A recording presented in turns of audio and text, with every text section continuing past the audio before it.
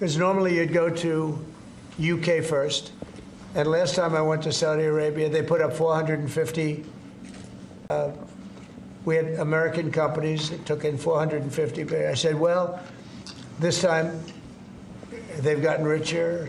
We've all gotten older. So I said, I'll go if you pay $1 trillion, $1 trillion to American companies, meaning the purchase over a 4-year period of $1 trillion. And they've agreed to do that. So I'm going to be going there, and I have a great relationship with them, and they've been very nice. But they're going to be spending a lot of money to American companies for buying military equipment and a lot of other things. Is that a trip in the near future? Probably over the next month and a half. Yes. Mr. President, you told us a couple of weeks ago that you were looking to speak with President Xi of China. That hasn't happened. How come, and what are you waiting for? I have spoken to him, yeah. Since that last phone call? I don't want to say that, but I have spoken to him. Yeah, please. Yeah, Mr. President, regarding... I have a great relationship with President Xi. But you've spoken to him. It was hurt because of COVID. Thank you, Mr. That's why I don't call it the China virus anymore. He said, please don't call it the China virus. But to be clear, you've spoken to him since January 17th? I don't want to say that, but I have spoken to him. Thank you, Mr. And President. I speak to him a lot. Regarding this executive order you signed revoking security clearances at Perkins Coie, do you think there should be more steps like this to be taken against other people involved in the Russia collusion? I do, but that's going to be up ultimately to the Attorney General and various other people. Absolutely. Just as a follow-up, the other night, we saw Democrats' behavior during your joint address to Congress. Yeah. Do you think it shows just how out of touch they are with the American people, especially given that 79%, according to a CBS poll, approved of your I love this guy. Who are you with? My name's Nick Gilbertson with Breitbart News. I see. I really liked your questions. Thank you very much, Mr. President. Sir, regarding the executive order... The answer is just, Nick, just to, and I know your name very well. Good job, you do. Thank you. Yeah, the answer is I thought it was very embarrassing for the Democrats what happened the other night. And that's not said for any other reason other than it's obvious, it's fact. Even CNN fake news said that. They came out and they said it. And worse than CNN is MSDNC, which is the worst. And the good news is very few people watch them anymore. They have lost such credibility. And frankly, what Nicole Wallace said, I've never been a fan of hers, and she's not very talented. But I'll tell you, what she said the other day about that young man is disgraceful. She should be forced to resign. And Rachel Maddow should be forced to resign. Nobody watches her anyway. I don't know if it's not possible they pay her as much money as I hear, but certainly she's lost all credibility, both of them. But what they said the other day, they should be forced to resign about that young person who is suffering greatly. Thank you, Nick. Will you extend, if a TikTok deal is not made on the timeline you gave, will you extend that? Probably, yeah. You will? Probably. I think, look, we have a lot of interest in TikTok. And China is going to play a role. And so hopefully China will approve of the deal. But they're going to play a role. But we have a lot of interest in TikTok. How long will you extend it, and how close are you to a deal? Well, we'll see. But if I need, I don't, right now we have at least another month, so we don't need an extension. But if I needed an extension, I'd probably get it extended. Yeah, Mr. President, regarding the executive orders, there was talk that you might sign one winding down the education department. Which department? The education department. Are you having second thoughts on that? No. I want to bring the schools. I want to bring the schools back to the states. And I've said it 100 times. We're ranked at the bottom of the list, and yet we spend more. We're ranked #1 for cost per student. We're ranked at the bottom of the list in education. And I know if I bring it back to Iowa, Indiana, Idaho, all these great states, I think I could say 40 states. I want to bring it back. 10 states won't be perfect. 5 states will be probably not so good. But they will be every bit as good as Norway and Denmark and Sweden and all of the states that are rated at the top. If you tell me about Indiana and some of these great states that run really well, Iowa, you tell me about those states, and if they run their own education, they're going to do a lot better than somebody sitting in Washington, D.C. that couldn't care less about the pupils out in the Midwest. When do you think that might be signed then? When would you sign that order? Well, I want to just do it. I mean, we're starting the process. We're trying to get the schools back into the states. Let the states run the schools. And I'll tell you, you'll see something, it's gonna blow your mind. It'll be run so well. The school system. And I also believe in school choice, but that will take care of itself. A follow-up to that, Mr. President, if the education department were eliminated, how would you see, sort of what department, what agency would handle student loans and the other types of federal That would grants be that brought the in, education yeah, department- that would be brought into either Treasury or Small Business Administration or Commerce. And we've actually had that discussion today. I don't think the education should be handling the loans. That's not their business. I think it'll be brought into small business maybe. Kelly really liked it and really would like to do it. So the loans would be brought into a group where they really do that. And I think it's that is, by the way, the most complicated thing in moving. But it's very simple if you do that. And So the President, same for our like federal country grants. rejected your plan to move out more than 2 million people out of Gaza. What's your reaction to that and to Egypt's plan and to this meeting that happened? Out of Gaza, Yeah. I think that Gaza's a mess. And I think that Gaza could be good. I think it's got to be run properly. But right now, Gaza is an absolute mess, and it has been for many, many years and decades. Yeah, Peter, did you have one more? I did, yeah. They have these two Starliner astronauts stuck in space for 8 months. Have you spoken to them? They left him alone. Biden left him up there. And what do you know about that? I know everything about it. I said, we have 2 astronauts that are stuck in space. I have asked Elon, I said, do me a favor, can you get him out? He said, yes, he is preparing to go up, I think, in 2 weeks. What do you 2.5 know about how this went down? Because he's saying that the Biden White House was offered some kind of SpaceX rocket to go get these guys, and they said no. That's what I heard. I can't tell you that, but that's what I heard. But Biden was embarrassed by what happened, and he said, leave him up there. I would have said, if you're embarrassed, you got to get him out. Elon is right now preparing a ship to go up and get him. I'm sure that they will see this in space. What is your message to So them? we love you, and we're coming up to get you, and you shouldn't have been up there so long. The most incompetent president in our history has allowed that to happen to you, but this president won't let it happen. We're going to get them out. We're coming up to get you. I've authorized Elon. I said, can you get them out? Because, you know, they've been left up there.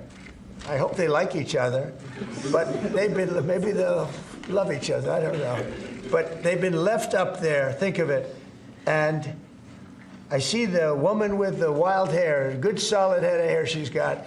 There's no kidding. There's no games with her hair. But, and you know, there's a danger up there, too. They can have some failures up there that would be very bad. You've got to get them out.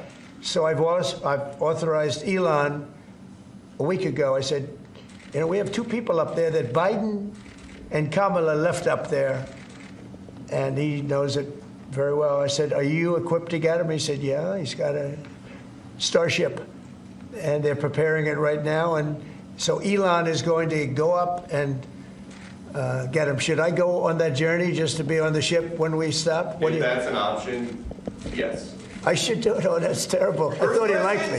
I thought he liked me. I thought, Maria, should I do it? Well, you should then come. Stay here. Maria likes me better. President She's, Trump, you Stay should here. then come back from space. well, when they come back, I'll greet them. How about that? Mr. President. No, we're going to get him out. I've authorized Elon Musk to go and get him, and he's prepared to do so. Mr. President, what are you making of the market sell-off this week? I think it's What's just, driving it? I think it's globalists that see how rich our country's going to be, and they don't like it. You know, there's a big market out there. But again, they've been ripping off this country for years, and now, and they're going to do great.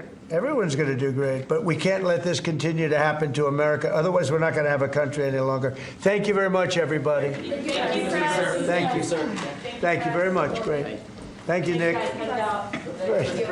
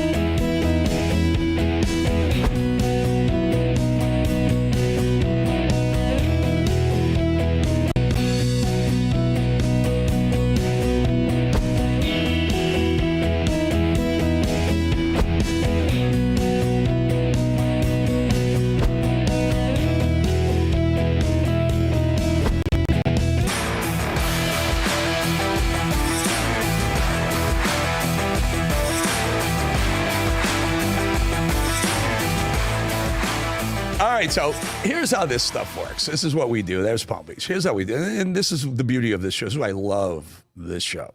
So President Trump signs these executive orders, right? And they're being done. And the rule is by the White House, this is not unique to Trump, but the rule is when the president signs an executive order, the pool, the camera, the reporters ask questions. And we're not allowed to air that live. So what happens is as soon as they finish with the signing and then the questions, they cut that piece of tape. It's called a piece of tape. And then the world can air it. It's not just us, it's the world. No one's allowed to air those things until the executive order is signed and everyone's left the room. Then we get this piece of tape, we put it up. So we put that up, and we don't exactly know how long it's going to go. So it started into the beginning of our show, and we wanted you to know, see all of it. We would never cut off the president when he's talking to reporters because information is king, right, folks? So we wanted to make sure you had that. And then we have to jump back in, and so we're kind of jumping back in the middle. So what I'm going to do is I'm going to use the voice of God, talk to the control room. Let me get the control room camera and the audio. Guys, control room MD, tell me what we're doing. Do we have, by the way, in the meantime, we had spent a few minutes with John Rich just a couple of minutes ago talking about some really important things. So I'm going to go to the control room. Guys, you got the control room camera? Do you? Yes, sir. There they are. MD.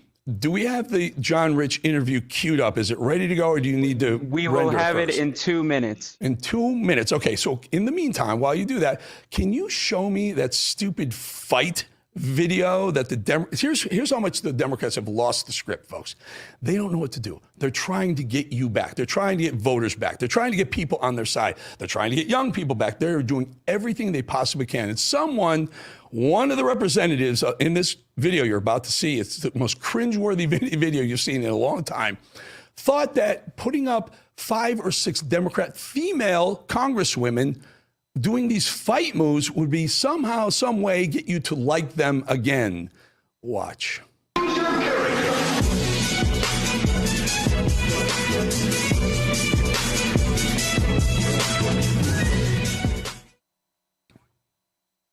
And look at that. Okay, so that keeps going on and on.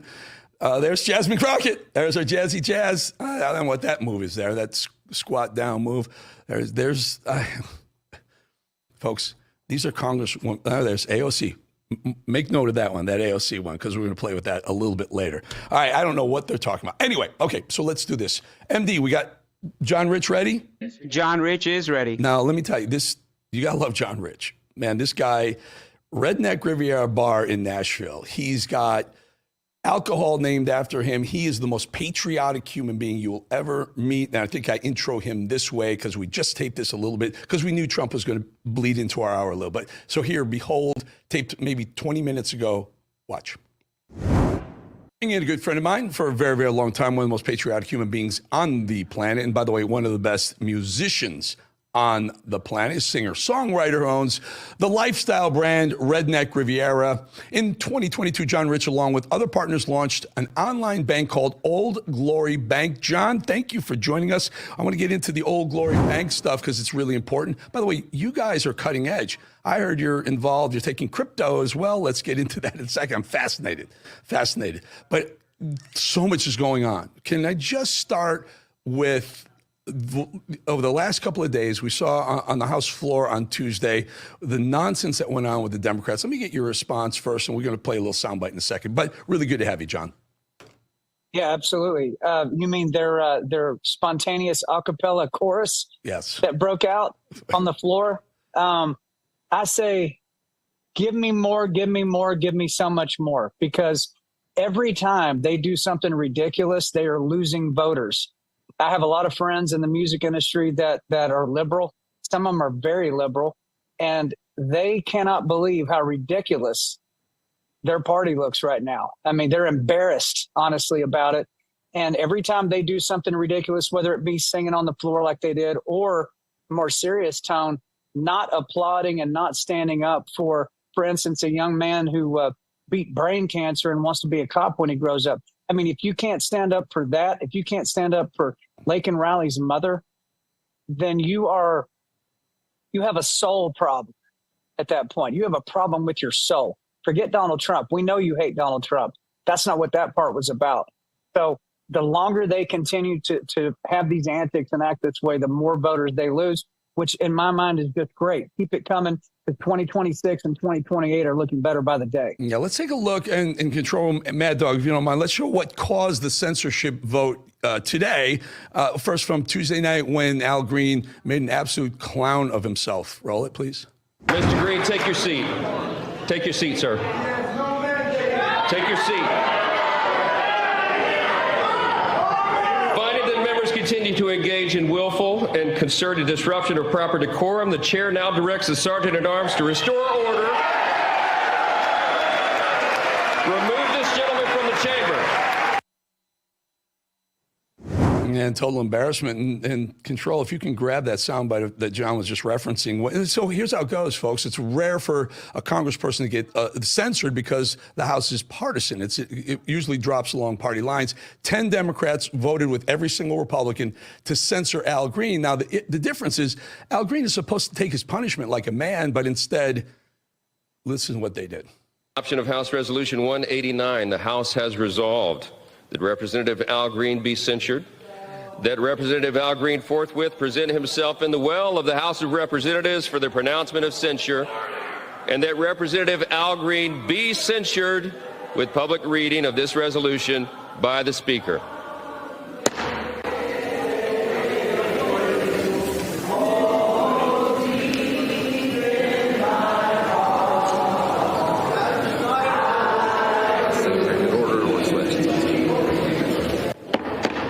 The House had come to order. The House had come to order. So instead of standing there and taking your punishment as a single solitary congressperson, a group of 12 of them stood in unison and sang, "We shall overcome." And as you point out, they didn't sing very, very well, did they, John Rich?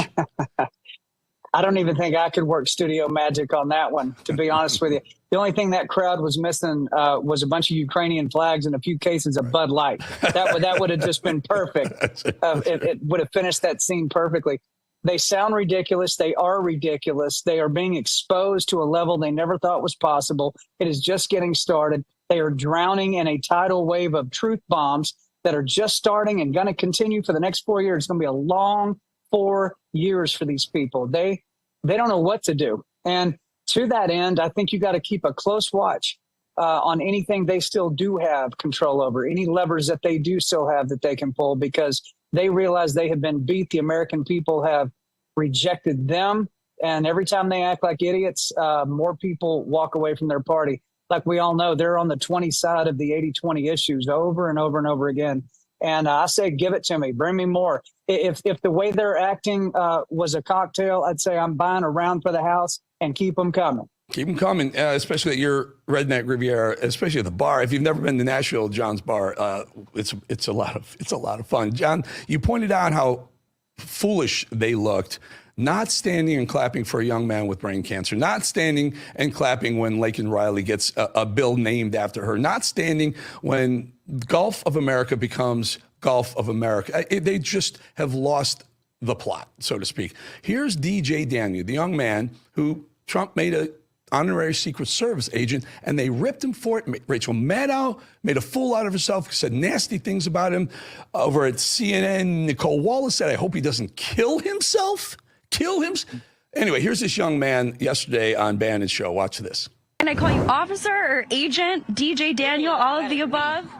It really don't matter to me. I love women, so I don't care. That's amazing. DJ Daniel, I want to ask you, first and foremost, do you love President Trump? And are you so excited to be here on the White House grounds? Obviously, because I gave him a great note that says Donald Trump is the best president of the United States of America. If you're a Democrat and you're being mean to President Trump, I'm on your bumper. I'm on your bumper. That kid, he's a viral superstar right now, John. I love that kid. I love his spirit. And, you know, he actually, as a kid, represents very well how all the adults in the nation feel about, the vast majority of us feel about the situation as well. The American people are on your bumper right now. We, the people, are on your tail, and you're running. You know, I don't think they know how to act when they can't be on offense. They're not used to being on defense. They've been on offense a long time, and now they aren't. And the more exposure that happens and disclosure that happens on them, the further they sink down to that pit. I mean, they're down to now singing songs on the floor and holding up little paddles. By the way, Eric, how dumb are they? Have they never been on social media to know that if you hold up something like that, by the next morning, there are going to be memes, millions and millions and millions of people making memes, putting all kinds of things on those little paddles you guys were just holding up. They're clueless, they're dumb, they're pathetic, they're ridiculous, and the whole world's seeing it. I find it to be entertaining. All right, John, I want very quickly, Old Glory, the bank. I love this idea. Man, folks, if you're conservative, you're patriotic, you should be a customer of a bank like Old Glory. I agree. So the banking industry, as we know it, is still a very woke industry. It's no different than it was 2 months ago. And they don't like us very much. They turn over your information. They'll cancel your credit card for no reason. They're all still there. So we founded Old Glory Bank. Dr. Ben Carson, Larry Elder, myself, Governor Mary Fallon, and others started this bank where patriots knew they could have a place that had their back, that they would never be punished for exercising their constitutional rights. OldGloryBank.com. It takes about 8 minutes. Open up an account. We'd love to earn your business. I'm going to do that. As soon as we get off, I am going to open up an account with Old Glory Bank. And you, John Rich, thank you so much for joining us. John Rich, everybody. And I promise you, I will do that. By the way, again, we had taped that just a couple minutes before the show started. And thank you to John Rich. Old Glory Bank. I'm absolutely going to open an account. A couple of things we didn't get to up top because we're seeing the video of Trump signing the executive order. Yesterday, a group of mayors, Democrat mayors of sanctuary cities, were on Capitol Hill, and Congressman Comer got into it with a bunch of them. We saw some of that yesterday. We brought that to you. Today, there's a piece of tape that I had not seen before, and I just saw it on social media, on X, and I just need you to see it. Michelle Wu is the mayor of Boston, very, very liberal mayor of Boston. If you remember, she threw a holiday party at the end of the year for only people of color. So people who worked for the city of Boston and her mayor's office. If you're white, you weren't invited to the holiday party. She's very, very racist. I'm sorry to say this. I mean, if you exclude one race, that would be the definition of racist. So Michelle Wu, in the light of Trump saying, we're not going to support you if your city wants to call themselves a sanctuary city and not turn over illegals to ICE. If you're going to do that, if you're going to hide illegals from ICE, the federal government is not going to support you if you have needs from the federal government, funding, tornado, hurricane, snow. Listen to Michelle Wu defy President Trump on Capitol Hill yesterday. You belong here. This is your home. Boston es tu hogar. Boston, 这la calle. 这是你的家. This is our city. We are the safest major city in the nation because we are safe for everyone. Yeah, I think Trump should have that soundbite clipped, ready to go when the city of Boston has whatever emergency it may or may not have. And we don't wish anything bad on any city. We're all Americans. But if something bad happens, I guarantee she's the first one in front of a microphone saying, where's Trump? Help the people of Boston. Well, you just said you're going to defy his federal order. One more, very quickly. Chicago. Let's go, Brandon. Brandon Johnson, mayor, yesterday, also being pretty much defiant of Trump's executive order of no more sanctuary cities. Mayor Johnson, under Chicago law, would you turn this criminal over to ICE on a detainer? Our local law enforcement works hard every day to get criminals off the streets of Chicago. Would you turn that criminal over to ICE? That's the problem. That's one of the topics of this conversation. That's one of the problems we've heard from Tom Hammond and from the Homeland Security is that in your cities, when someone's apprehended for a crime and ICE is now with this new federal policy wanting to come in and deport the criminal alien, that you will not cooperate with ICE. You know, if you drive the getaway car in a bank robbery, or if some bank robbers show up to your house and you know they've just robbed the bank and they say, can I come in and help hide from the police? And you say, sure, come on in. You're an accessory to that robbery, are you not? I don't know. Pam Bondi, Attorney General Pam Bondi, go after these mayors, the ones that are accessories to the criminals who are breaking the law being in the United States illegally. We'll be right back.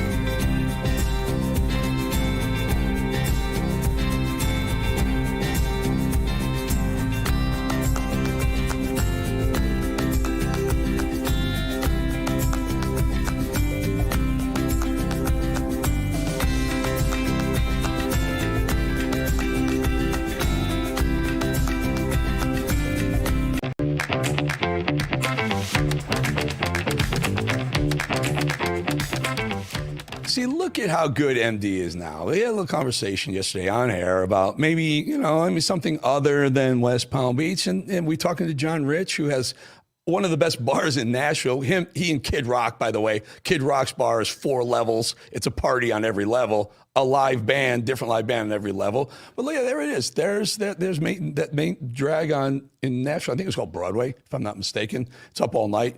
You get up early in the morning, 6, 7 o'clock in the morning. The people still partying in the bars and on the streets. It's a wild place. Gotta love Nashville.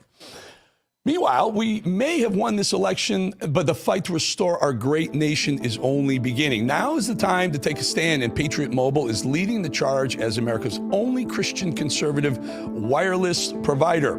Patriot Mobile offers a way to vote with your wallet without compromising on quality or convenience. Patriot Mobile isn't just about providing exceptional cell phone service. It's a call to action to defend our rights and our freedoms. With Patriot Mobile, you'll get outstanding nationwide coverage because they operate on all 3 major networks.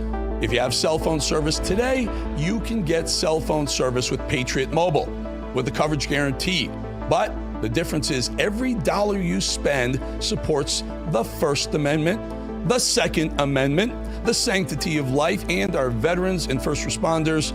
Switching is easy, folks. Keep your number. You don't have to change your number. Keep your own phone or upgrade. Their 100% US-based customer support team will help you find the perfect plan. Right now, go to patriotmobile.com/RAV or call 972-PATRIOT and get a free month of service with promo code RAV. Switch to Patriot Mobile today and defend freedom with every call and text. Every single call and text you make. patriotmobile.com/RAV or call 972-PATRIOT. All right. Nashville. Gotta love Nashville, too. Okay. I don't want to think about the Joe Biden presidency ever again. None of us do. But I'm old enough to remember this moment from the artist formerly known as the geriatric in chief. Supreme Court blocked me from relieving student debt, but they didn't stop me. So far, I've relieved student debt for nearly 5 million Americans. A significant number are black borrowers. So you can chase your dreams, start a family, buy your first home, start a business, and so much more. So you can buy a home, start a family, and so much more, like buying Democrat votes. Is that exactly what he did? Because nothing screams Democrat more than government handouts in the name of buying votes, because that's what it's all about.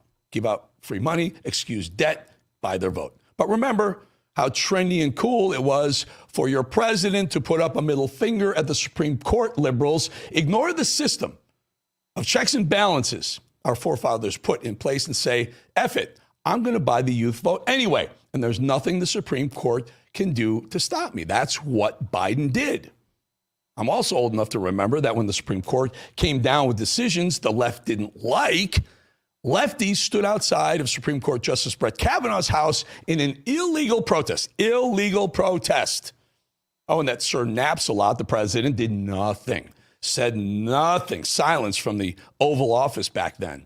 Even seemed to condone it at times. Well, now that the Supreme Court has decided to turn its backs on the American people with its decision on USAID, $2 billion, Trump wanted to stop it. The Supreme Court, John Roberts, what the hell are you doing? Amy Coney Barrett, what the hell are you doing? Well, maybe it's time for President Trump to sprinkle in a little Joe Biden gimmickry the same way and ignore the highest land in the court, right? Or are those types of things only okay when a Democrat does them? Okay, let's get into it. How did we get here? Well, here's what happened. As part of an administration-wide effort to crack down on fraudulent and wasteful federal spending, President Trump offered a review of all federal grants, also ordered that payments on all grants should be paused, right? Pause the payments, USAID. Some of them so bad, they're so horrible, just pause. Take a deep breath, folks, while this review is going on. Some of those grant recipients sued, and in a 5-4 decision handed down yesterday, the Supreme Court denied the request by the Trump administration to vacate a recent ruling by D.C. District Court Judge Amir Ali, a Biden appointee, by the way, that ordered the State Department and USAID to disperse $2 billion in federal grants to non-governmental groups, NGOs, for work already completed. In mid-February, Ali had issued a temporary restraining order that prohibited the Trump administration from pausing that disbursement of funds, arguing that the respondents were likely to succeed in showing the government violated the Administrative Procedures Act. It's a little technical. Here's what happened. Trump said pause. Supreme Court said, no.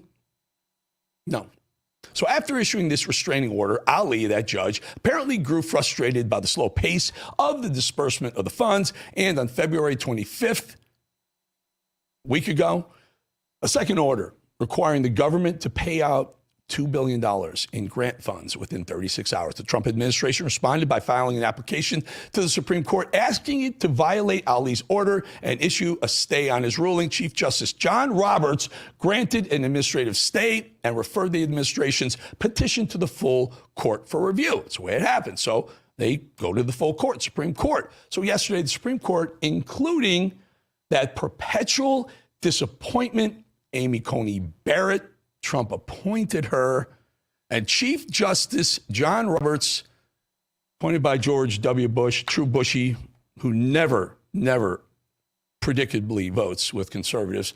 Well, those two justices decided it's totally okay for American taxpayers to pay for sex change operations for hyenas in Costa Rica. They shocked America by allowing a Biden-bought, Soros-funded district court judge to order the Trump administration to disperse that $2 billion of federal grant money. By the way, Biden decided to do that as he was way out the door.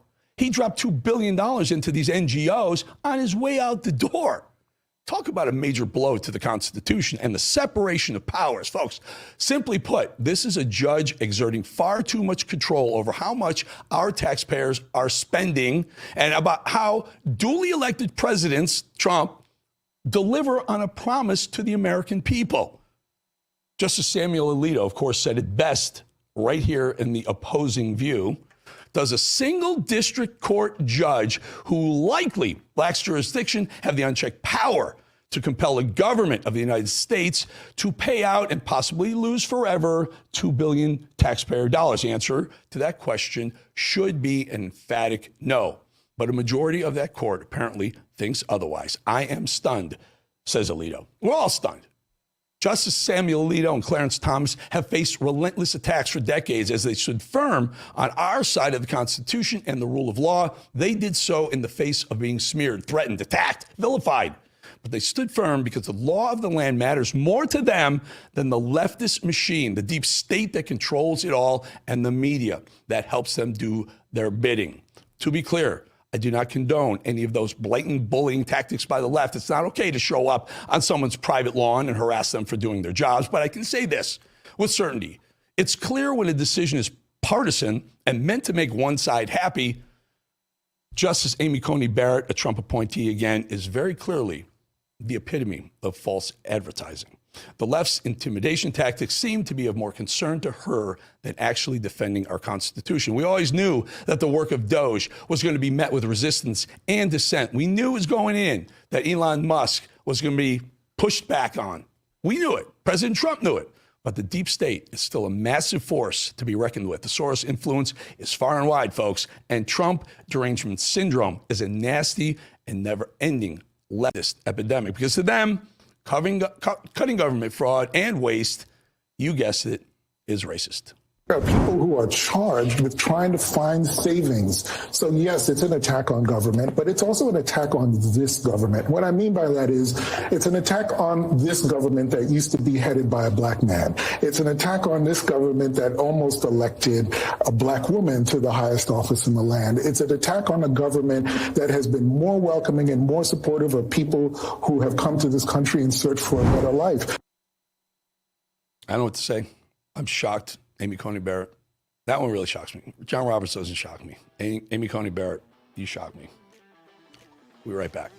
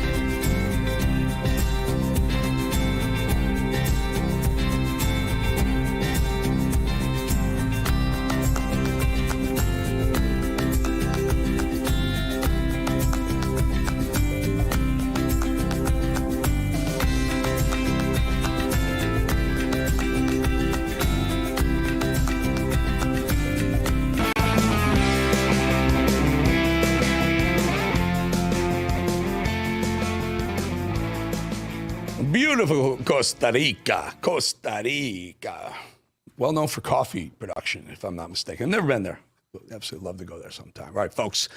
Gavin Newsom clearly gearing up for a 2028 presidential run. He's been gearing up for the last 20 years.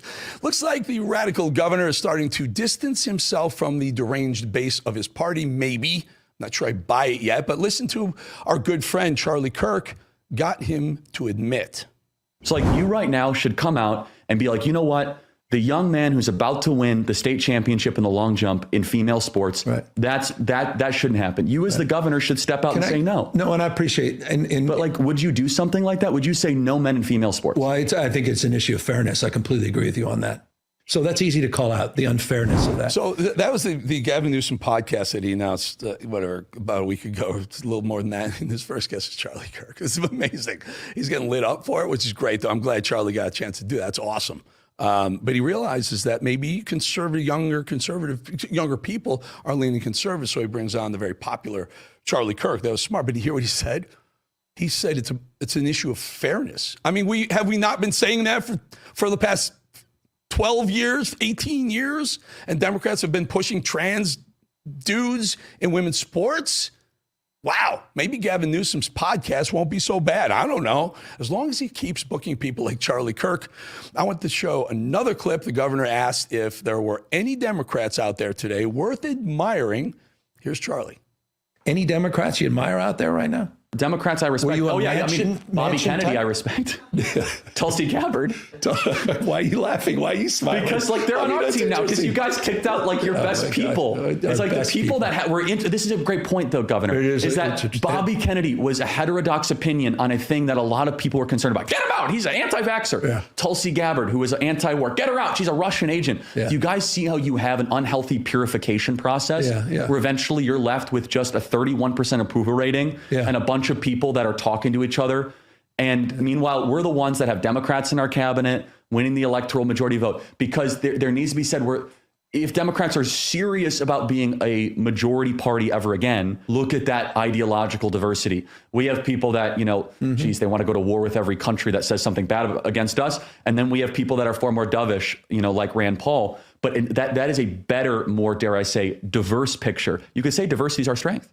So a couple of things strike me here. Gavin Newsom doing a podcast brings Charlie Kirk on first, who's very, very eloquent in his delivery of conservative ideas. Charlie Kirk is Gavin Newsom trying to do that pivot that Mayor Eric Adams did in New York, where all of a sudden he gets investigated, he's getting his butt handed to him in New York, and so he becomes pro-Trump as soon as Trump wins.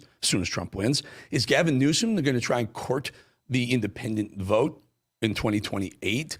I'm not sure we give him that platform to do it. Here's why I'm asking this question. I'm on Rumble right now. I watch the feed. I want you guys to tell me. Gavin Newsom's in my phone. I text Gavin Newsom. And for more than a year, he said he would come on my shows, my other show. He said he will come on this show. I don't know if do I want Gavin Newsom on the show? I don't know. Do you want Gavin Newsom on this show? I'm asking you because I'm telling you, he's told me he's coming on with his comms people. He's coming on. Do we even want him? I want you to tell me. I watched the Rumble feed. I'm watching your comments on Rumble. Hit me up on social media. Do we want Gavin Newsom? Maybe by the end, we'll put up a little poll before we leave the show.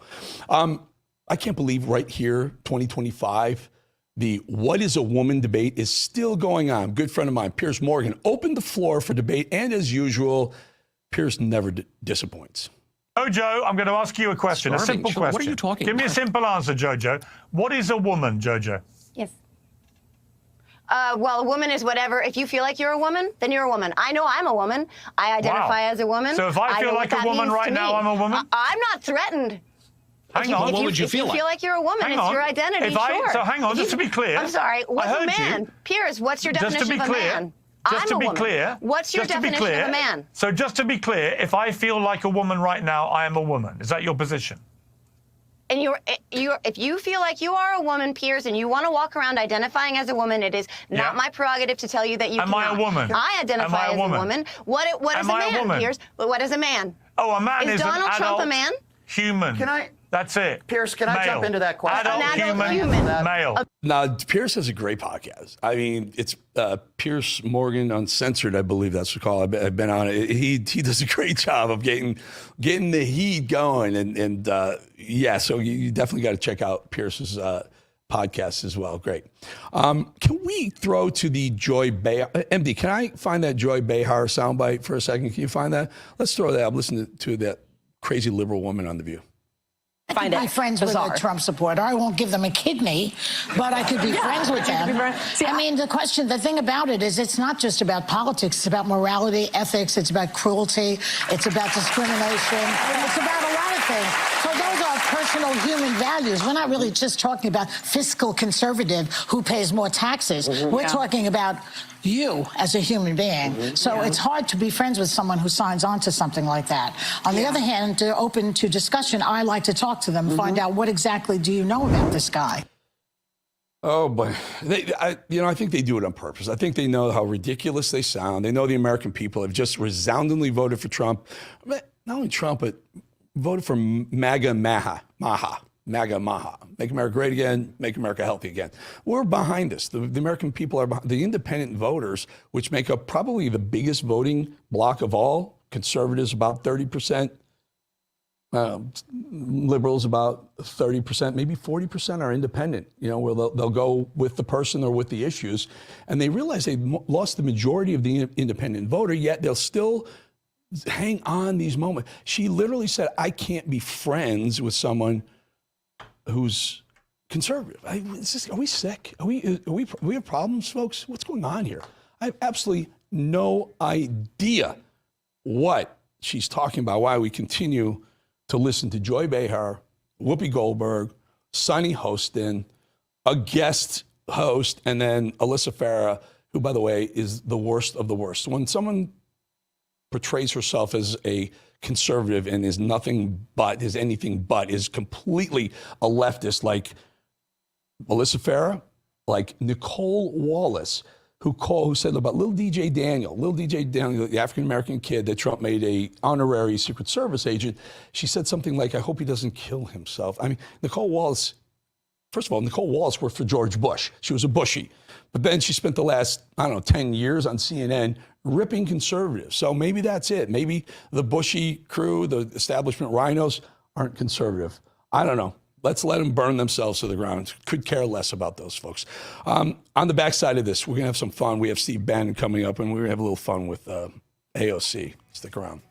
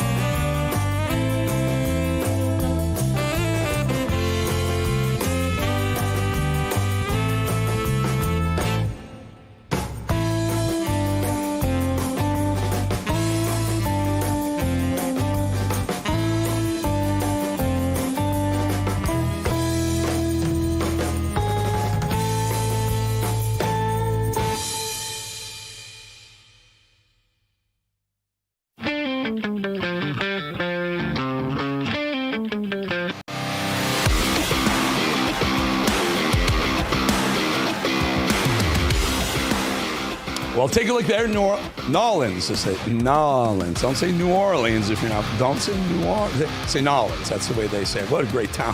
Great food town. If you're into food, that is one heck of a town to be in. Those are live cams. MD, Mad Dog, our control room Mad Dog gets those live cams. We got some special ones for you, I think, tomorrow.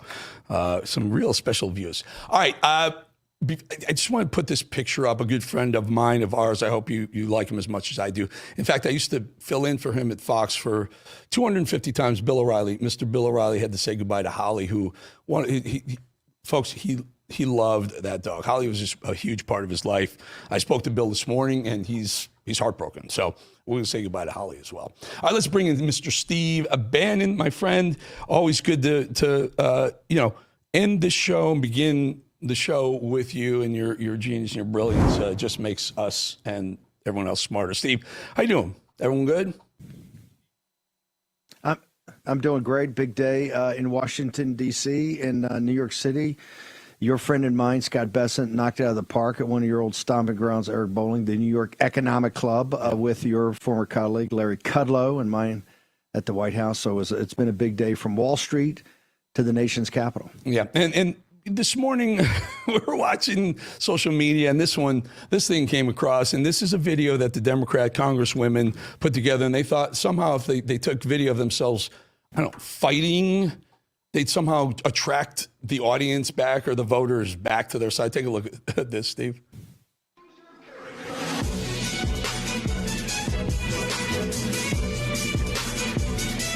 There's AOC right there, Steve, and we got Jazzy Jasmine Crockett coming up in a second. There, it's incredible. There's Jazzy Jasmine Crockett. It's incredible that they think this is what's going to attract voters back to Democrats. Women doing fight moves, female congresswomen. Your thoughts on this crazy video? I think it comes, as Eric, you and I talked the other night, it's a party that's adrift. They've cut themselves off from the working class for so many decades and have really been run by so many extremists on these bizarre, like the transgender ideology, that their national party's adrift. I think the party on Capitol Hill, it's just going to be disruptive, and they don't really have any good policy counselor to go to the country. And I think it's interesting today that the podcast, I think the first one with Governor Gavin Newsom with our own Charlie Kirk was released, where Gavin Newsom throws under the bus, I think, half of the social issues he ever had, including transgender, which California was the most radical of all the transgender ideology states, to say that he doesn't agree with any of it and doesn't agree with men and women's locker as he prepares, sir, for the 2028 presidential primaries. Yeah, and we talked about we have a poll, Steve. I have Gavin Newsom's cell phone and text in here, and I've been texting him for the better part of a year. He said he's going to come on my shows, whatever, over the share, where here as well. His comms director says, yes, we're coming on. In the meantime, he launches the podcast, puts Charlie up, and Charlie lights him on fire on TV. It was phenomenal. And I ask the audience, I ask the people on Rumble, they're watching, do you want Gavin Newsom to come on the show? I'm not sure I want him anymore. If he's going to, he may be trying to pivot to the center, and I don't know if I want to platform a liberal communist leftist into a center position where he might actually get some independent votes. Your thoughts? Yes, it's a challenge, but Brandon Showalter, who's one of the head guys in transgender, fighting transgenderism and transgender ideology, was like in Meltdown. I said, dude, book the win, take the victory. I mean, it's pretty amazing that Gavin Newsom, understanding how ambitious he is, because he's pure ambition, is definitely he's trying to feel his way out of how he does a pivot to the center. I mean, he's never going to be MAGA. He's never going to be a centrist or even a center left. He's pretty left wing. But he understands, Eric, as you've documented here over the last couple of years, you've got to be MAGA, I think, or MAGA adjacent to really run national campaigns. And Gavin Newsom is going to throw over all the ideology he ever believed for his own personal ambitions. I think it's kind of a victory for us. Yeah, Stephen, the theory is, start wide, pivot to the center. Primary, start wide, pivot to the center. He's starting extremely. He's going right for it. Is he the odds-on favorite for 2028? He's just going to go right to the center? I think he's one of the top. I mean, listen, I'm a big believer in Stephen A. Smith. I think Cuban's going to throw his hat in. Of course, they got governors. They got, Gretchen Whitmer. They've got Shapiro. They're going to have Pritzker's got $1 billion opponent. The Democratic primary is going to have 12, 15 people that I'm not sure about the viability, but it's going to be competitive. And Gavin Newsom, I think, is the top. I think he's in the top bracket right now. Mayor Pete Buttigieg is going to throw his hat in or those ridiculous cowboy boots he absolutely cowboy boots he was wearing the one time. Can we very quickly throw that picture up if you don't mind from Tuesday night, Supreme Court, Trump embracing the Supreme Court, and the reason why I put this up, I'm looking at Supreme Court Amy Coney Barrett looking at and Steve, she screwed him. She screwed us. Your thoughts on voting to release that $2 billion? I think it's huge because I think it gets to this whole CR. And quite frankly, the whole Elon situation today, I think, started yesterday with rescissions in the Senate and this whole issue about impoundments. Russ Vought and Palin, we've talked about this issue for a year, as they've talked, and particularly after President Trump won. I think they put impoundments completely in question. I agree with you. I think ACB, I don't know. If she could take earlier time, I think it'd be a good thing. But 5-4 on that, Eric, was, I thought, a shocker. Now, guys close to that say, no, he's just backing the judge. I'm not buying it. I think we got problems. We're buying a judge. He's backing a judge who's a liberal judge from D.C., appointed by Biden, I believe, or Biden, and also supported by George Soros. I ate into your time. Apologize. Have a great show. Warren, Steve, take it away, my friend. Okay. Eric Bolling, my best first guest every day. Eric, thank you so much. Glad to take the handover to you. Okay, there's so much going on. We got Natalie Winters at the White House. I want to play a cold open. We're going to get through it all in the next 2 hours. Let's let it rip here in the War Room. Trump just posted on Trump's social that Musk and Doge will take a scalpel approach. That's the quote, to federal cuts rather than using a hatchet. Can you explain exactly what that means? Yeah, Kira, I mean, that social media post is pretty significant if you break it down. In addition to what you just mentioned, he also said that his cabinet and Elon Musk are going to be meeting every 2 weeks and that they need to work to be precise as they try to make the government more efficient, to slash the size of the federal government. Also saying that it's important to keep the best and most productive people. Now, this could be the most significant message yet from the president that somewhat reins in the power of Elon Musk and the Department of Government efficiency. This comes in light of bipartisan criticism of the cuts that the Department of Government Efficiency has been making. We've seen Republican town halls take place across the country where angry constituents are asking their Republican Congress people who's actually in charge here, arguing that these cuts to the federal workforce have been indiscriminate. We're talking about thousands of federal workers fired across more than a dozen agencies, and many of those workers probationary workers. Now, I've spoken to many of those federal workers who have been laid off, and they are many young people who were recently hired by the government, some of them who were actually hired to make the government more efficient. So what I've been hearing over and over again from federal workers is that these cuts have been happening with a hatchet and not a scalpel. But in that social media post, Kira, the president saying that they need to be precise. But I want to point this out about Doge. Doge is doing a lot, but Congress still appropriates the money. And I know this sounds quaint and people might say, oh, well, Elon Musk will take a chainsaw to it or whatever. Okay. But there's about to be a funding bill that's going to be passed next week to keep the government open past March 14th. That funding bill will not include any of the cuts, not one of the cuts that Doge is proposing. And I'm hearing increasingly from Republican lawmakers in critical positions, Tom Cole of Oklahoma, who has said, we need a chance to look at these cuts, see if they make sense, and then we'll deal with them next year. So I think that's important to keep in mind. This is the primal scream of a dying regime. Pray for our enemies, because we're going medieval on these people. President's not got a free shot on all these networks lying about the people. The people have had a belly full of it. I know you don't like hearing that.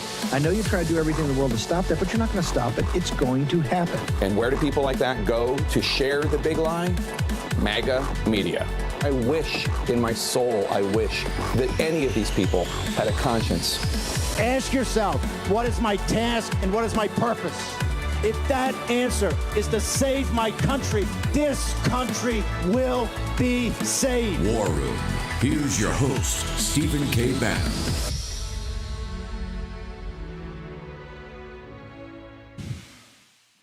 It's Thursday, 6 March in the year of our Lord, 2025. Welcome to the afternoon, early evening edition of the War Room. So, kind of earth-shattering activity in the White House today. It started last night, I think yesterday, as we brought you up to speed, with Elon Musk and some of the Doge people going to Capitol Hill. They started with a lunch in the Senate.